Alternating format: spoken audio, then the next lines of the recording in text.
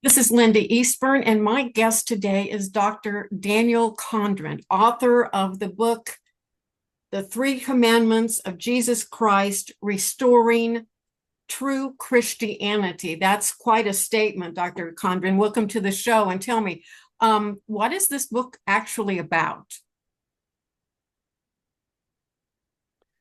Well, I think the subtitle kind of says it all, Restoring True Christianity. Now, um, that's kind of a big statement. That's kind of a bigger statement than the actual title of the book, because a lot of people say, well, we've got the right way, or we know the right Christianity, or this is the best, or this is going to get us to heaven.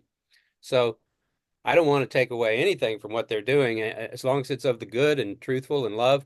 So what I've done is from 50 years of searching and teaching and disciplining my mind and concentration and prayer and meditation and visualization and life force breath work and helping people to find the purpose in life and being raised in the Christian church and having a 7-word pen when I was a kid for 7 years of straight attendance without missing a Sunday. I learned all the Bible stories as a kid. And so I've always had a very high interest in that. And after college, I started pursuing it more and teaching Bible classes and people about the Bible. And so over the years, as my awareness grew, my conscious awareness grew, then I could see deeper into the meaning of the Bible than even as I'd been taught in the Christian church growing up, and want always then sharing this with people and sharing it and sharing it. And so as my consciousness grew, then I'd see deeper in the Bible. The Bible would present me with greater truth. I'd practice that, then my consciousness, among other things, and then my consciousness would grow more. And so after 50 years, from deep within me came this book. And um, it's not restoring Christianity instead of changing anything, other than the fact I just believe, know, feel that I have uh, delved into, discovered, come across, and understood a deeper truth than I've ever saw in any about the Bible, about than I've seen in any book I've ever read, and I've read thousands and thousands of books. Well, tell So me. that I that's know that you've said that the three commandments of Jesus Christ. Now we all know, the Ten Commandments, but you've written about the three right. commandments. So what made you pick out Yeah. the three commandments of Jesus Christ to write about? Well, because I was raised in Christianity, and I searched for truth all this lifetime and deeper, higher, higher truths. And then one day it came to me that, oh, the Ten Commandments that they had posted in schools when I was growing up and they had at the courthouse and people always talk about, and that is a big part of Western civilization, rightfully so, or for the goodness of Western civilization, is the Ten Commandments of the Old Testament. And you say, well, the Old Testament, who are they of? Well, they're from Moses, who supposedly, or it says in there, received them from Yahweh, Yahweh. Now, that's the original name of that God, or God, in the Old Testament. And its translation translated loosely into English as Lord God. So, um, um, basically, it's the Ten Commandments given by Yahweh in the original name to Moses in the Old Testament. Well, what's wrong with that? Nothing's wrong with that. It's great. The Old Testament is about what happened before Jesus, or in that area of the world, and the religion that was practiced. Um,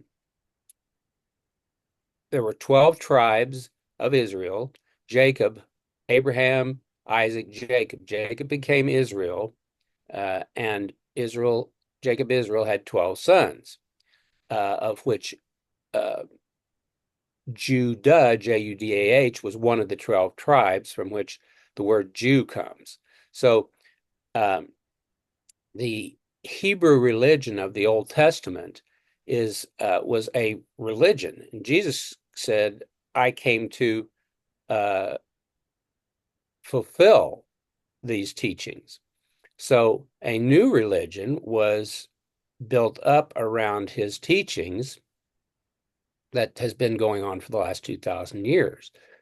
So it became of interest to me that once I discovered the three commandments of Jesus Christ, it became of an interest to me that Western civilization, which has been mostly Christianity, would teach the Old Testament Ten Commandments. Nothing wrong with that. That's good. But they would leave out what seemed to me even more important as far as the Christian religion would be the commandments of Jesus Christ. Why are they not even talked about? And yet the Old ones, Testament, are prioritized, but not the New Testament, which is the New Testament is the Christian Bible or the Christian part of the Bible. Now you So that's why I felt the need to write this book. right. So you came up with the three commandments of Jesus Christ, and what are those three commandments?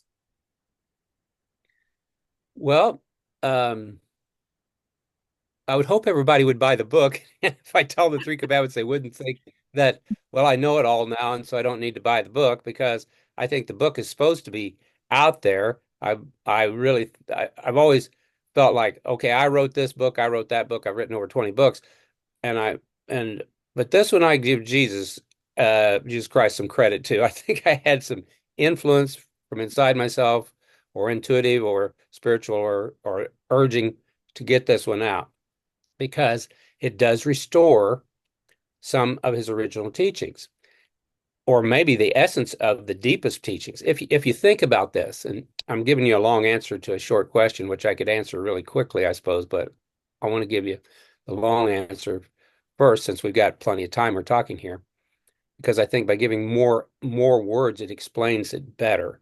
The word commandment, I mean, if you think about the Old Testament, what's the most important thing of the Old Testament? You might think, well, the Ten Commandments. I guess you could say that God created heavens and the earth from Genesis, but as far as people, and that God created Adam and Eve, and by the way, the word God is a translation of the word Elohim, which is plural, Elohim, male and female qualities in it, from the original Hebrew.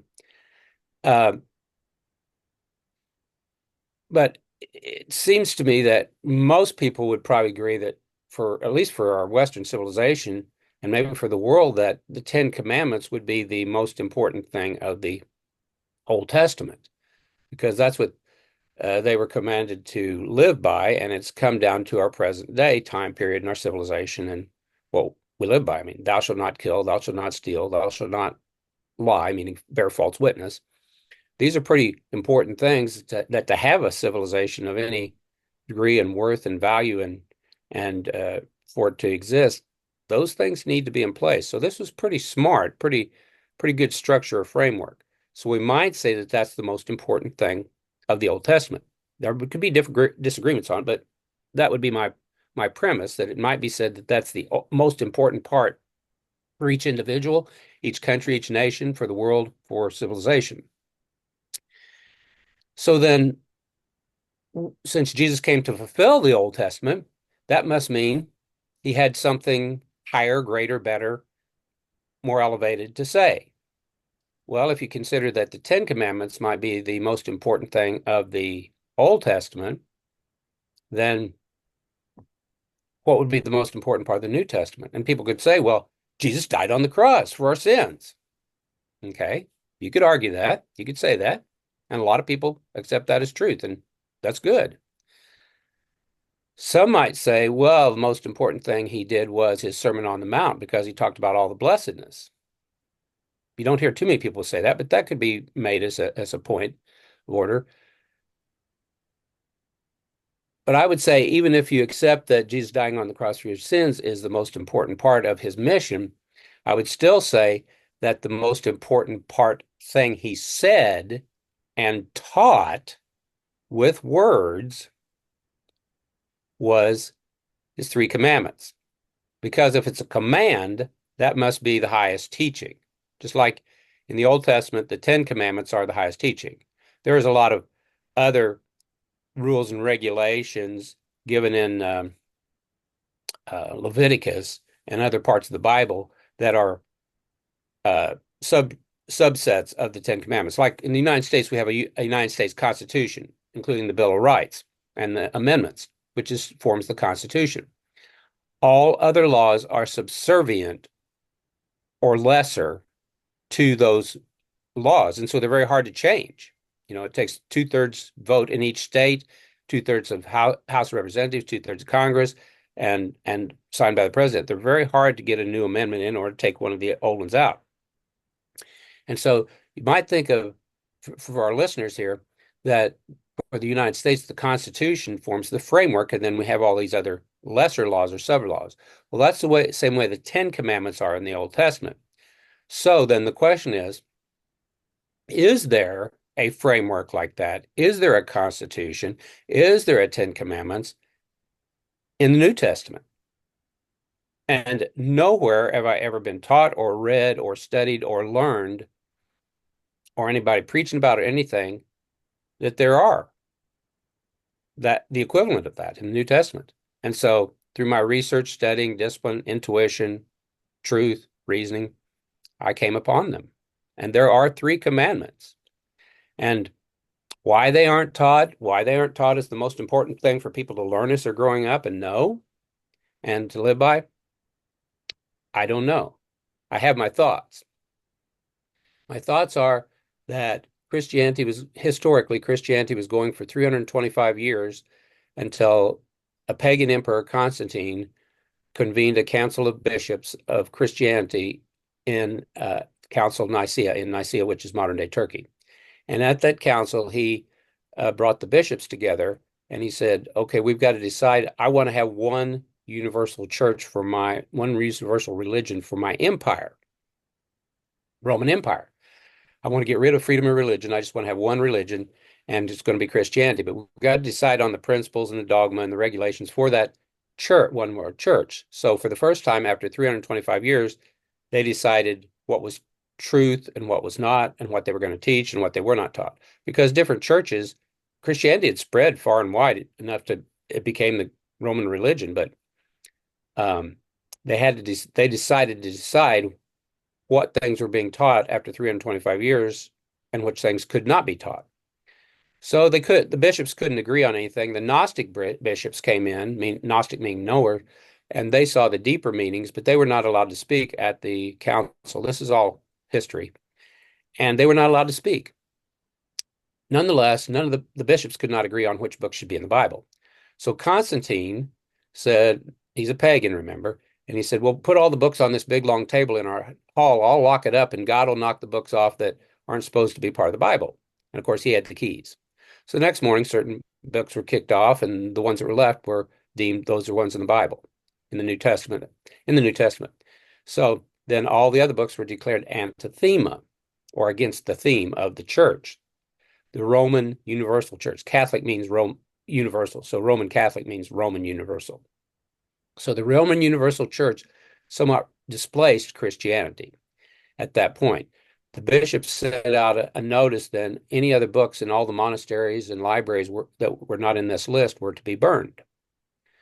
And so they were destroyed until 1947. It was discovered that in Nag Hammadi, Egypt, that in urns, jars that had been sealed up, there were various books from the original Bible that had been taken out in 325 AD by the pagan Roman Emperor Constantine that hadn't been destroyed because some monks said, no, this is too worthy, and so they'd hid them in a cave in Nag Hammadi, Egypt. So that's why I think these 3 commandments dating back to that date have not been known, and other things being emphasized or taught. So now, having given that long answer, here's get more down to the nitty gritty. So when I ask people, do you know the 10 commandments? They'll be able to say 2 or 3 or 4, some of them. Then I ask them, do you know the commandments of the Old Testament, Moses, Yahweh? And I'll say, do you know the commandments of the Christian part of the Bible, the New Testament, about Christ? And they'll say, no. They'll look blank stare on their, and so I'll tell them, sometimes they get 1, a few get 2, most of them don't get any. And I'll tell them the first one, that the Pharisees, hoping to trip Jesus up, this is in the book of Matthew, it's in the other Gospels too, and you can find it different places, but hoping to trip up, said, Master, what is the greatest of the commandments? They thought he would say one of the 10 commandments.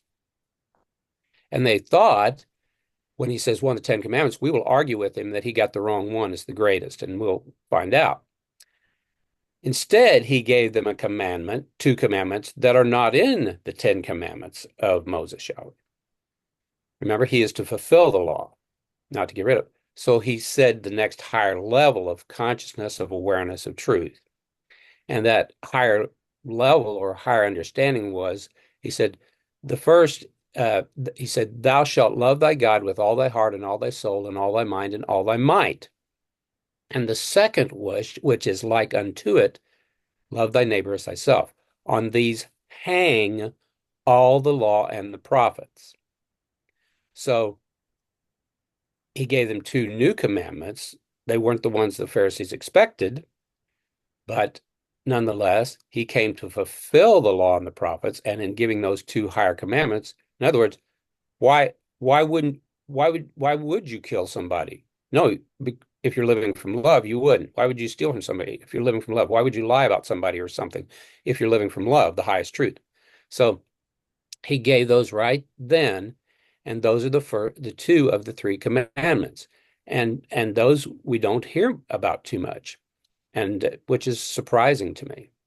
So that's What 2 is of the your, 3 commandments. what is your definition of love in a spiritual sense? I used to think that there were these 2 highest, I called them the aggressive and receptive principles of creation. The 2 highest was truth, which was more male or uh, assertive, aggressive, not in the sense of forceful, just in the male quality, and the female was love, or the receptive quality. And I've thought that for a long time. And then through this book and writing this book and coming to what I did, I realized that love is the highest truth. And so finally, after a lifetime of searching, researching, studying, teaching, practicing, delving deep into myself, I came to what I perceive, believe, or know now is the highest truth, which is love. Would you say your question again? Would you repeat that? I think I had a Yeah, little bit more to say I about was just, yeah, in a spiritual sense, what if you were to define the word love, how would you define it? What does it mean? it. It's the highest truth. And I would say more, asked to say more, I would say um, love is the essence of creation. It does say in the Bible that God is love. And so I would say that love is the essence of God that permeates all creation. So what does that lead to then? If God is love and God created through his love, with his love, and God is love, that brings us to a great and powerful uh, insight. You could call it truth. That the greatest truth, the greatest illusion is separation, and the greatest truth is connectedness leading to oneness. So, in most anybody that's ever experienced love, they know they feel in the heart and they feel connected to the person or whatever that they love. They feel connected with that person. And more so than any other times do they feel connected with other people or with creation or nature, anything. When they're in love, they can't get the person off their mind. And it's just on the thoughts. They feel connected to them. They want to be with them. The closer, the more often, the better.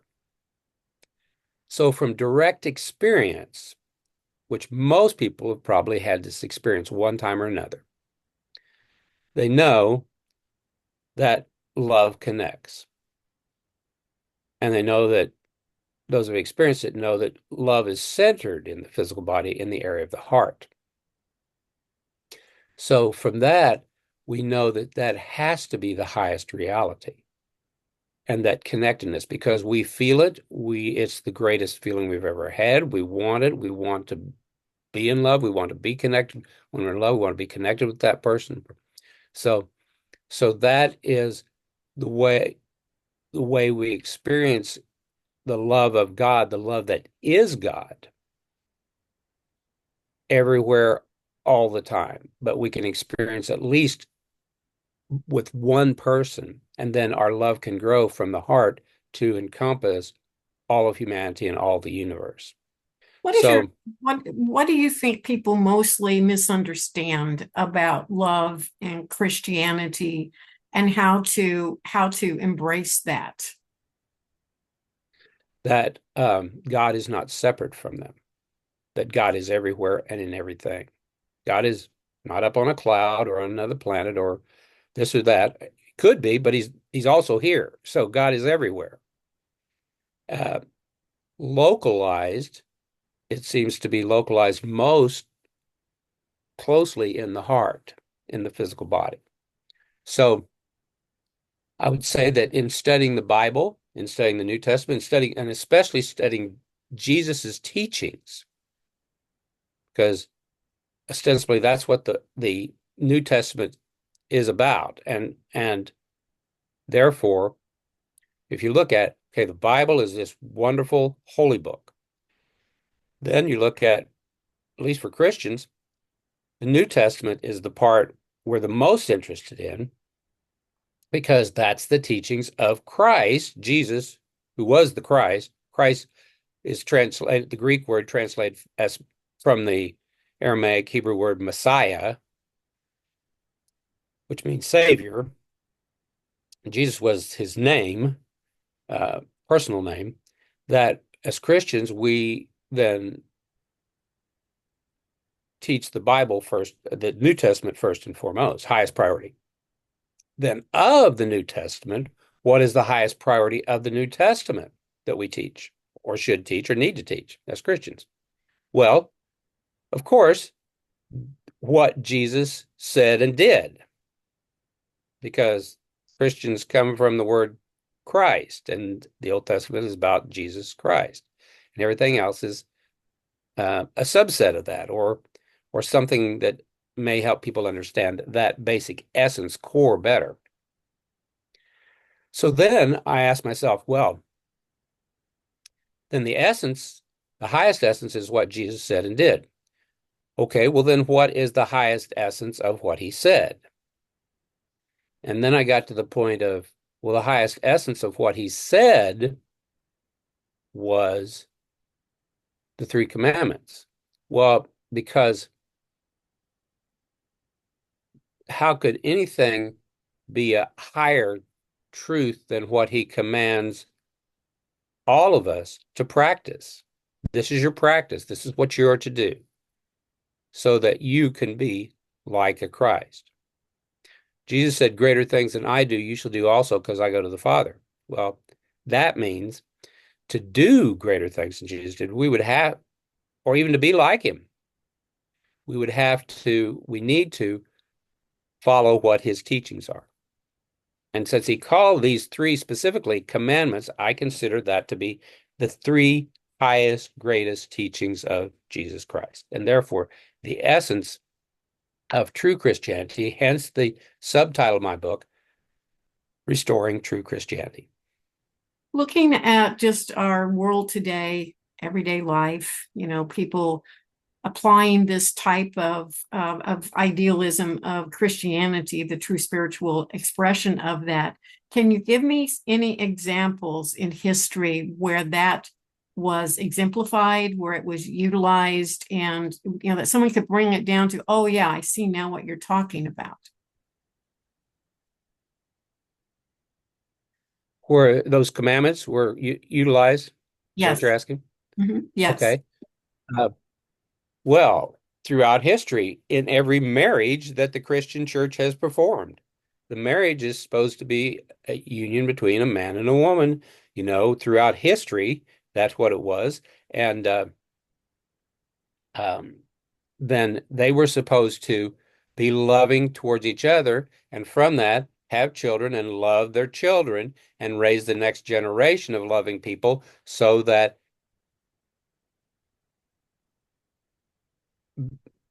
in honor of God, but it also brought heaven on earth because it made civilization and the world better. Where places where love is not applied and taught and practiced, and instead hate and all the things that uh, are not of love, civilization seems to go downhill. And it's those countries, places are terrible places to live. So we have a choice here of the lower and the higher. And how do we achieve the higher? Well, I I really believe that by the three commandments of love, we are in the best position where we can create heaven on earth. And that means bringing everybody on the planet to that vantage point and to that perspective and to live that the highest truth. Obviously, when you get people in the highest places in the country that are not living by that, um, they don't even live by the Ten Commandments, let alone the fulfillment of those, which are the three commandments. But if you love your neighbors yourself and love God, then you won't steal and you won't lie and you won't cheat, you know, you won't covet. So I think humanity has evolved enough now, maybe that's another way to put it, that at the time of Jesus Christ, 2,000 years ago, more than 2,000 years ago, then humanity was only in infancy of reasoning and so therefore was not able to very well, at least the vast majority of people were not able to understand his highest teachings. And perhaps the reason book has come to me now and it's out where people can buy it and read it and practice it and live it and hear the truth here is because humanity has evolved from infancy of reasoning to adolescence, or maybe getting into adulthood of reasoning, where people can understand and live a higher truth now. Therefore, they're ready to hear a higher truth. And so I am the messenger that brings this higher truth. I didn't invent this. It's exact quotes from Jesus from the Bible. I just prioritized it and emphasized what is the most important thing here that hasn't seemed to have happened before. Where do you think this message gets lost in the average, Christian religion and the morning services that may get touched on? But why do you think this message has not been the dominant message of Christianity? I think it started the Council of uh, Council of Nicaea would change it because that's when they decided that all of Paul's writings would be in the Bible. But they took out Thomas. Paul was not a disciple. He was not one of the 12 disciples. So Jesus chose 12 disciples. And they don't call Paul a disciple. People call him an apostle.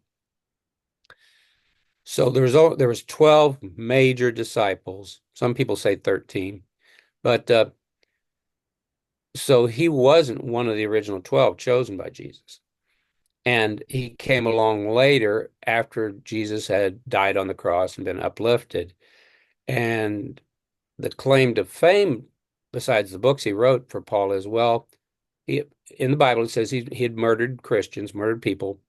And then on the road to Damascus, he met had a vision of Jesus, he claims, that says, Jesus says, Saul, Saul, why dost thou persecutest me? I mean, Christians. And so he realized that, oh, this is the real deal, the real Son of God, the real enlightened master. I have to proclaim the good word of what Jesus. So his books were all included there, but the disciples' books were not, which is really strange. But then you kind of understand it because one of his greatest disciples, maybe his greatest disciple, was Mary Magdalene. And she wrote a book, and it was taken out at the Council of Nicaea. And you can find the book on Mary, Book of Mary. It's available now. They found 3 copies, but parts of even those 3 copies, the main part has the pages torn out. So obviously somebody did not want a book written about or by a woman included in the Bible or even available. And so at the Nag Hammadi text in different places, now more books are being found or have been found, as I mentioned, the Book of Thomas and others, that and most of the disciples had a book written by them or about them. So that's where these changes started occurring with Paul, then with uh, uh, Council of Nicaea was the big one, and then just throughout history. And so then we enter the Dark Ages, and then we start coming out of the Dark Ages, medieval times, and then certain people like Martin Luther and others saying, we don't agree with what the Roman Catholic Church is saying.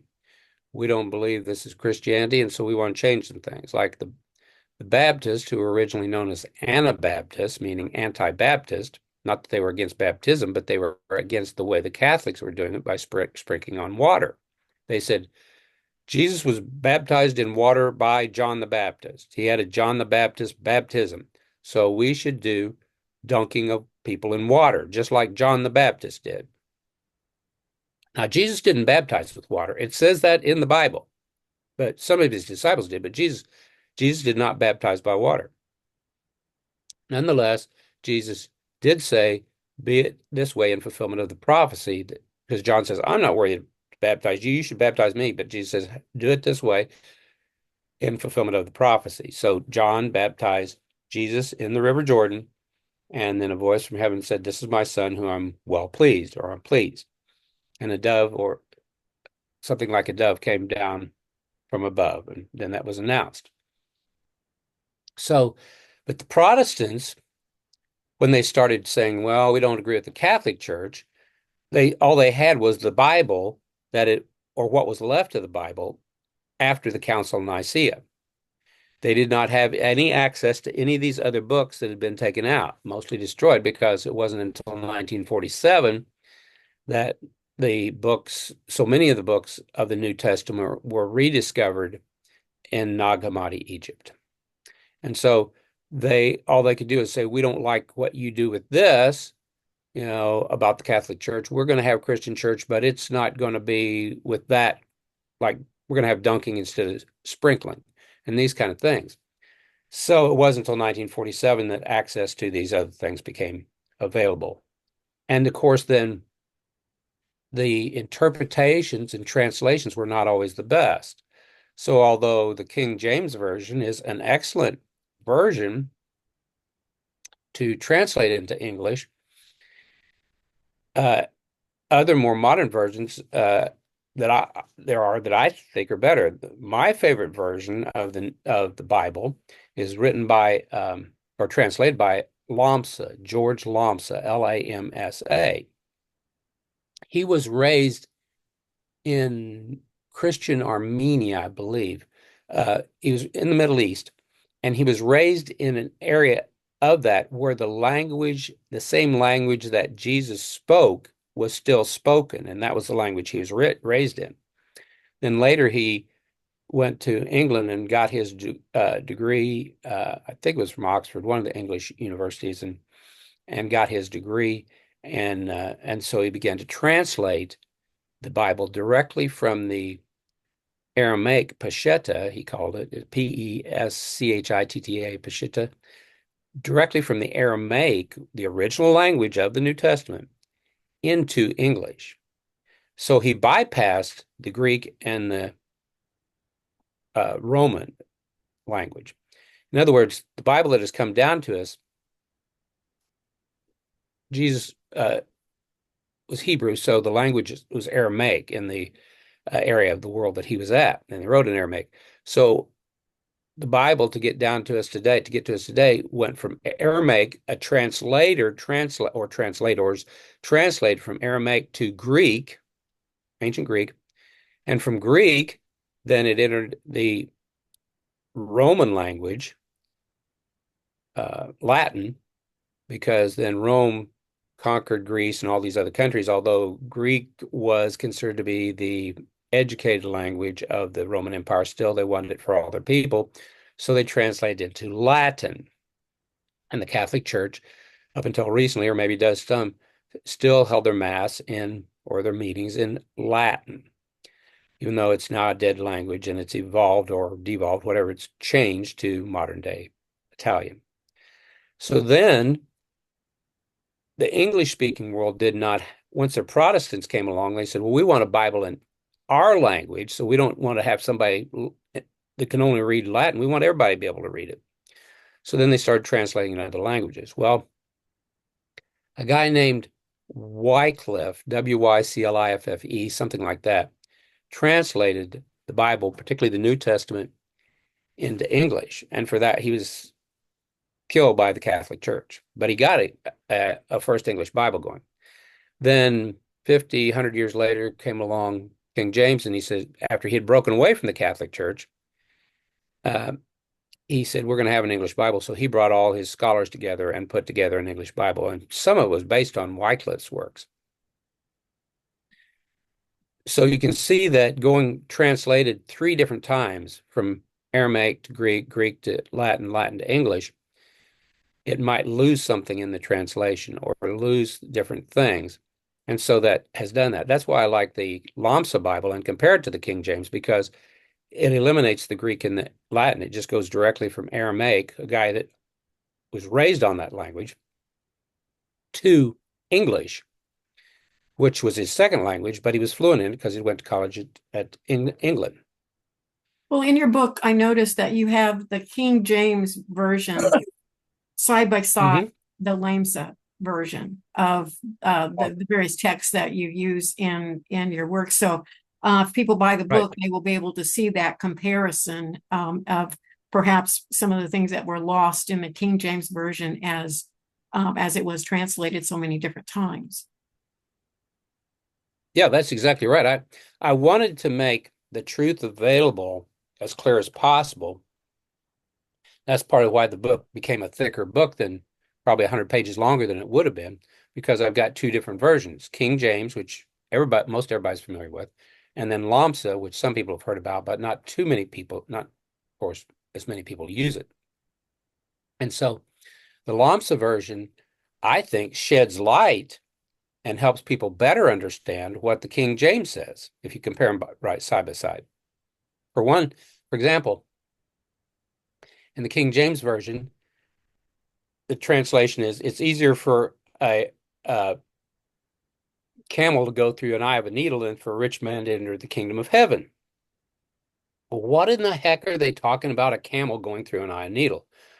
So for 1700 years or so, they've been, and this was translated that way into Greek, into Latin, into English. They've tried to do all these gyrations and to explain, well, the eye of a needle was the entrance to a walled city, and the camel that was packed all the way to the top and full couldn't get through this narrow gate that was called the eye of a needle, and made up all kinds of stories to try to figure that out, when in fact it was a mistranslation. And in the King James Version, it shows it very clearly. Yes, the word that was used, gimel, in Aramaic means both camel and rope. So when you see, and he translated this rope because it's an idiom, he calls it an idiom from Aramaic. So when you use, still in use today. And so when you use the correct translation, everything makes sense. It's easier for a rope to go through an eye of a needle than for a rich man to enter the kingdom of heaven. Then you don't have to come up with all these strange interpretations, and it's just very clear. So this happens over and over again by having the 2 right side by side. You get a better understanding of the Bible passage, and therefore can understand the meaning of what's being said. So you did a lot of extensive research for this book, and you definitely covered what you feel like were the 3 commandments of Jesus. Were there any surprises along the way as you did your research?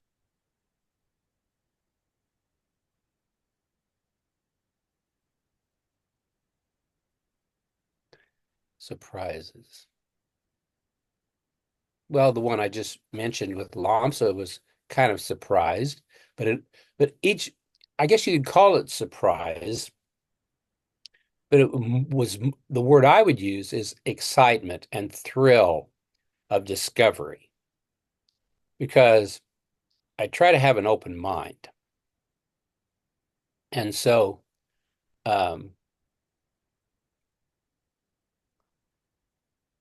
so it's more the surprise and thrill of discovery something new, discovering a higher truth, a deeper truth, and a fulfillment in that. And then thinking about, wow, the rest of the world needs to know what I've discovered. They will be thrilled just like I was and excited like I was. So In your that's the way I would say it. research with The- excuse me. The surprise would be that the three commandments of Jesus Christ have never been taught by anybody that I've ever known my whole life or throughout history. That is the biggest surprise, the biggest shocker. and and then there's thrill and excitement about having discovered it and give it to the world. But that is the biggest surprise. do you think it's easier for people to follow the 10 commandments than it is for people to follow the three commandments of Jesus Christ? I'll give you a little story about that. I at the age of I started I started taking guitar lessons, and this was later in life. And so I'd studied all these things and I'd learned all these things about the Bible. And I kept going into the place where the music store where they had lessons. I'd take them once a week, and on the wall there was the Ten Commandments. And so one time I said to the owner of the store, well, that's great, the Ten Commandments, but why don't you post the two commandments? And he said, you're trying to teach me something or give me something here. And he said, what is it? And I said, well, the two commandments are, and I mentioned them, love your God with all your heart and all your soul and all your mind and all your mind, love thy neighbor as yourself. And he said, he looked at me and said, yeah, but most people aren't ready for that. And I thought, well, that's the way they were in the Old Testament. They weren't ready for the New Testament. And Jesus said, okay, now you're ready. Hundreds of thousands of years later, now you're ready for these higher truths, deeper truths and fulfillment. And now we're 2,000 years past that. So I think it's high time that people um, people are ready for the fulfillment that Jesus Christ brought, and to teach it and to share it. Yeah. How So do you see that's the world to be different if people were to actually put this into practice? Many of the 10 commandments have become laws of our land. And, yes. if you steal something from someone, that's against the law. So, we've actually put those. It's difficult to put love into a law. But, Yes. treating people with, That's right. respect and decency, which the Ten Commandments requires us to do. But it's hard to put love into law. So, how do you think your book can help someone to understand the greater benefit it would be to them to live according to these commandments? So I think if all the churches, well, that's the part of restoring true Christianity. I think if all the Christian churches would teach these three commandments, I mean, Christianity is the largest religion on the planet, over 1 billion people, maybe a couple billion. So if all the Christian churches would teach this as their number one priority, it would get out to the rest of the world. You can't leave it up to governments to do that because it's hard to teach love. You're right. They can teach the Ten Commandments because that's pretty physical. I mean, if somebody's uh, killed somebody, that's pretty physical. Steals from somebody, that's pretty physical. Even lying, if you can catch them in it, it's pretty physical. So, um, um, I think, but the spiritual or the higher consciousness, that's going to have to start with the churches and people that want to know the higher truth. And as they teach that and as they practice it, then 2 billion people on the planet live it. Then it affects everyone around them and society, and then they affect other countries, and then other countries accept it, and then it goes all around the world. A few years ago, I went to my friend's church, and he was a preacher of a church, and he'd started his church, and it was one of the most famous denominations. I won't mention the denomination, but it was a major denomination of Christianity. And he invited me, and so I went to Sunday school, and then I went to church after church services afterwards. And he and I are pretty good friends. And he said to me afterwards, he said to me, "Well, what did you think of all the service?" And I said, "Really good. I really enjoyed them, appreciated them, liked them, got a lot of them." He said, "But I have one question." I said, "One thing of interest. It was all about Paul. Why wasn't it about Jesus Christ?" And he said, "Well, we could have done that. We could have uh, talked about Jesus Christ and made the same point." And so I just accepted that and listened. And I thought about that, and I thought, okay, Christianity is called, it's not, is named after Christ. It's not Paulinity, named after Paul. And they even had, you know, lesson material from their home office that was printed up that, that they handed out, and it was all about Paul. So, um, and Paul has a lot of good things to say, but there's only one Jesus Christ, and that's what the religion is about. So, and he wasn't a disciple. So I think people have taught kind of the short answer. That was an example, but to give a point, people are taught various parts of the New Testament, Old Testament, and some Christians seem to talk more about the Old Testament than the New Testament, even, which is kind of strange when you think about it. To me, I mean, you can use it for a historical setting or background that led up to Jesus because he said, "I came to fulfill the law." But it was kind of like I was saying, okay, you got this great book, high spiritual book, the Bible. And then you've got Jesus came in fulfillment of that, which is the New Testament, the part that his life. Then you got what he said and did in the New Testament. And then you got, well, what is his highest teachings? So I think I'm teaching proper perspective. I'm teaching emphasis. I'm teaching what the conscious of humanity is ready for now. Let's focus on the most important part for Christianity, New Testament, most important part of New Testament, Jesus. Most important part of Jesus is what he said and did. Most important part of what he taught or said, three commandments. So it gets it down to the nitty gritty. It gets it down to, okay, this is the higher conscious, this is the higher, higher. Distill it down to its central essence core. What is the greatest distillation on planet Earth? Love. What will save humanity, save mankind? Love. What is God? Love. What did God create his creation out of? Love. What is permeating all creation? Love. What does love create? Connectedness of all beings. So that's the way it is a distillation to down to the highest truth. So give me some examples of how Jesus Christ lived his life that demonstrated these commandments. Okay. So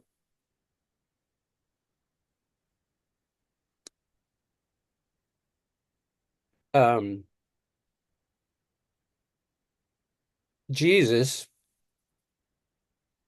was asked by Martha or Mary and Martha.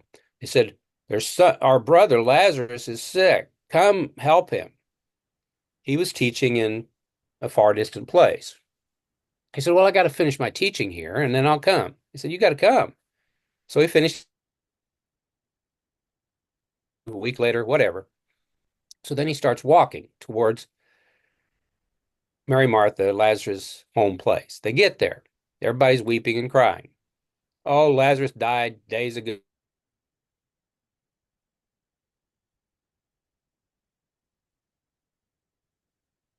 Mary and Martha, one of them said, "Jesus, if you'd done what we said and came when we said, you would have saved our brother and he'd be alive today." They didn't say shame on you. That was the idea. So Jesus said, "Well, let me check it out here." I'm paraphrasing here. So he says, move the rock that's in front of the tomb." And they said, "But he's been dead for 3 days." So move the rock, the stone. So they moved it. And he stretches out his hand and says, "Lazarus, come forth." And up sets Lazarus and gets off where he's laying, the table, whatever, and he walks out of the tomb. And Jesus says, take the wraps off of him, give him something to eat, and he'll be okay. So now here's another. So you were asking about love. So I believe that that's an example of Jesus loving Mary, loving Martha, loving so much that even though Lazarus didn't ask to be healed, he went ahead and healed him anyway because of his great love and for them. Another example, Roman soldier, centurion, means he commands 100 men, comes up to Jesus, says to him, Rabbi, meaning teacher, uh, I hear you're a great healer, a great man, great enlightened being. You're the Christ. Would you heal my son? He's been sick, very sick. And Jesus says, well, okay, well, take me to him and I'll heal him. And the Roman centurion says, no, no, no, you don't need to go. Mine's a humble home. And besides, I'm a centurion. I'm a man under authority as you are. I'm an authority of men. You're under authority of God. And you can, I say to my 100 men, you go here and do this. And they do it. You go here and do this. And they do it. And he says, you're the same way. If you say something's going to be done, it'll be done. And Jesus says, wow, I've never seen such great authority in all of Israel. Such great faith in all of Israel. And he says, by your faith is he healed. And so the centurion said, thank you very much. The centurion evidently had a place he got to stay in his own house. So he returned home that night. Didn't have to stay at the barracks. And he returned home that night. And his servant came running out to meet him. And the servant said, your son is healed. And the centurion said, what time of day was it?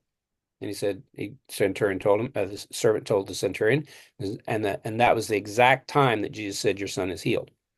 So, two cases there that Jesus loved people enough that he would just stop what he was doing and heal them.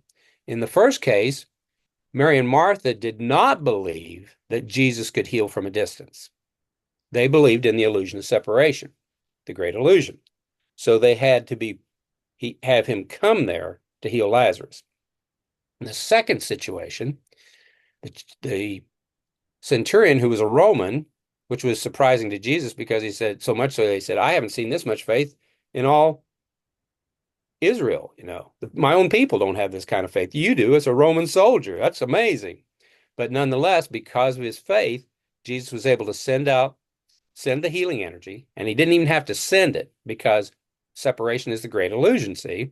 So he didn't even send the healing energy to the person because Jesus already knew oneness and he declared oneness. He says, I and the Father are one. So if you're one with God and God's everywhere, then you're one. So in the consciousness of Jesus Christ, there was no separation. And Jesus was amazed that the Roman centurion knew that. He hadn't found anybody else that knew that. And so Jesus was able to heal him from what we would call a distance, but it was really not a distance because separation is the great illusion. But so there, in your answering your question, I've brought out two things. One, how love can heal anything, how powerful love is, and how separation is a great illusion. Exactly. And that's what causes disease, by the way, is by the illusion of separation. I'll explain a little bit more about that. Well, you know what cancer is? Cancer is when cells go off and decide to do their own thing separate from the body. Separation. And when the body is working the most healthy is when everything is working at peak capacity and working together. And when Jesus would do a healing, one of the other things he would sometimes say after his healings, like when he healed a paralytic or he'd heal the blind man, he would say, he'd say, by your faith you're healed. Then he would also say sometimes, he would say, go your way and sin no more. Now, what does the word sin mean?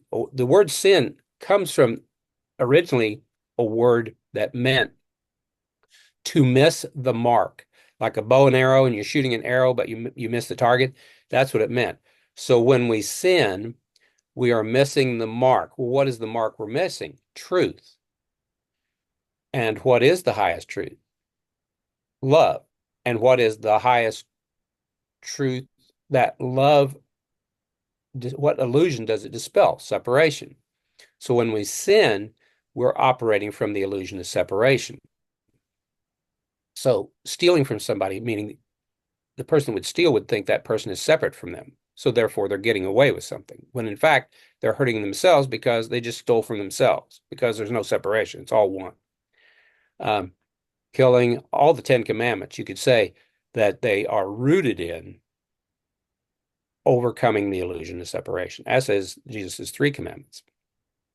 So we can live this, and Jesus, in demonstrating all his healings, when he said, "Go your way and sin no more," means don't miss the mark anymore. Don't practice the illusion of separation anymore. Don't think thoughts, negative thoughts, unproductive thoughts. Don't try to do people wrong. Don't try to do yourself wrong.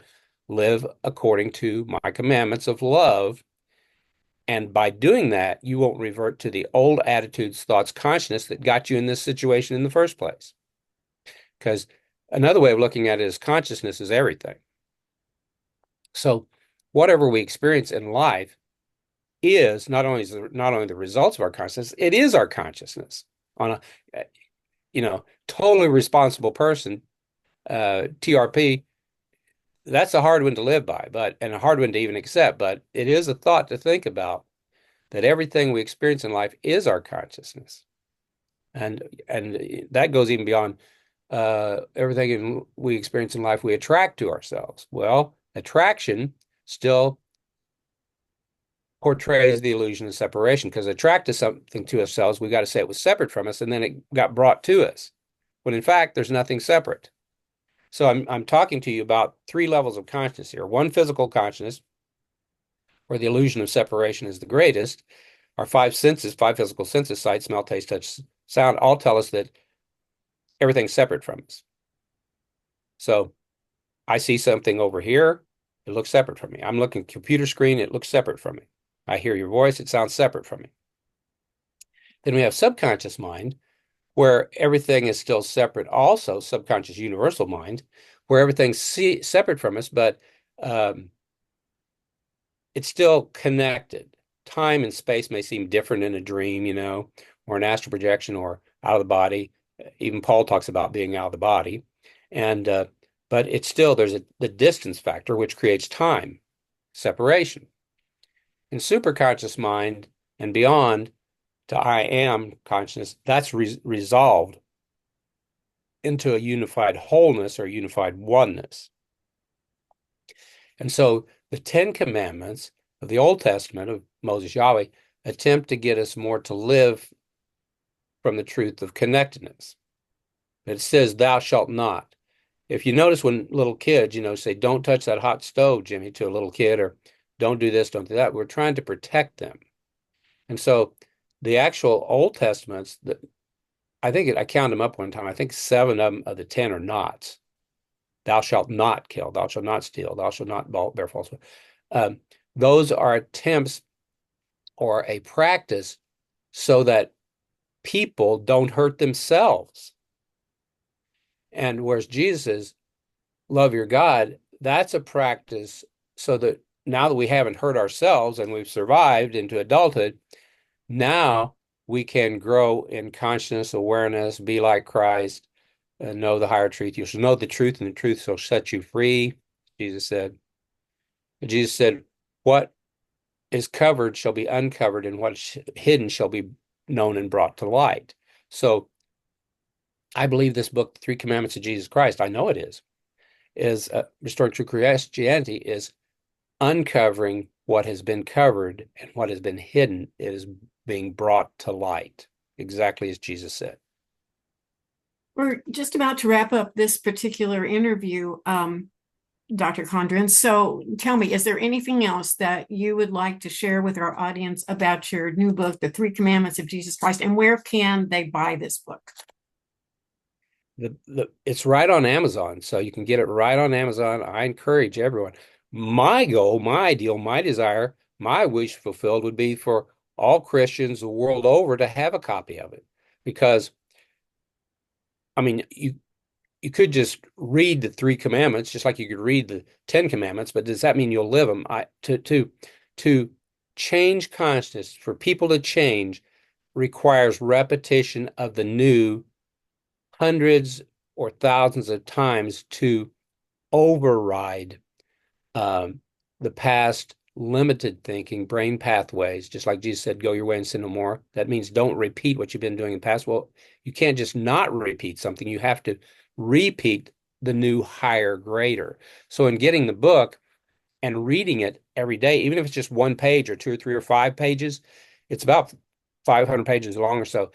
And reading a few pages each day out loud, preferably, it puts the new consciousness, the new higher truth of Jesus Christ into the reader's consciousness, awareness, and overrides the lower limited thinking. And that leads to a greater, more prosperous, more fulfilling life as spoken by Jesus Christ. That's amazing. So they can go to Amazon.com and just look up The Three Commandments of Jesus Christ by Daniel Condren and be able to purchase that book. How can people get in touch with you otherwise? Do you have any kind of a way that they can get in touch with you if they wish to speak with you personally? Well,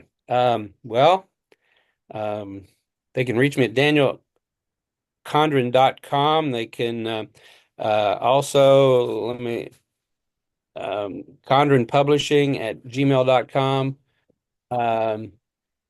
They could reach me at 417-345 4789. 417-831 4789. And I know you Yep. have a profile on Facebook. They can probably reach you through there, get in touch with you however. Right. Excellent, Right. excellent information here. I think it's a lost message sometimes in Christianity where we get back to the basics of what Jesus taught, which was love. That's right. That's right. And I don't think you even, well, maybe we're getting back to it, but I want to go forward because I think where we're at now, humanity as a whole and consciousness is better than we've ever been before. So I want to be where we're at and move forward. And so I think this book is a forward movement in consciousness and truth and love and light that will propel people forward to a better, greater life than they've ever had at any time in the history of mankind. I think we can all get on board with that for sure. So I'm going to go ahead and end our interview, but thank you so much for joining me today. It has been great. Lots of good information and one that I think Christians and non-Christians alike could enjoy.